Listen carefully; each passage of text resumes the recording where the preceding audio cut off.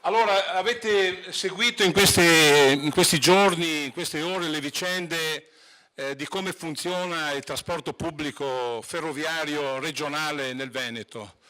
Il Presidente Zaia si sta interessando di tutto fuorché di come far funzionare bene il trasporto ferroviario nella nostra regione. Allora siccome secondo noi è evidente che è incompetenti in questa materia, durante le festività natalizie avrà qualche ora di tempo per studiare l'orario cadenzato e verificare attentamente come funziona il nostro sistema ferroviario. Allora gli regaliamo questo trenino, naturalmente siccome è assente, non viene mai in Consiglio regionale, lo daremo al Vicepresidente Zorzato o a qualche altro assessore regionale, in modo che durante le festività si eserciti e magari, chissà, che riesca a trovare una rete di servizi più funzionali che risponda al meglio ai bisogni dei lavoratori, degli studenti, dei pendolari e della comunità veneta. Ecco, volevamo solamente segnalare questo. Adesso in aula,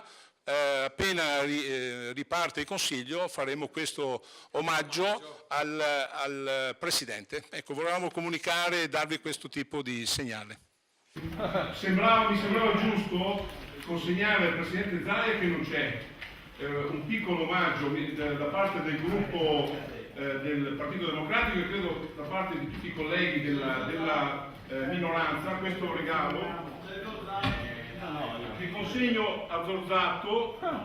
No, siccome non c'è. Scusa, siamo in aula, prego, per cortesia.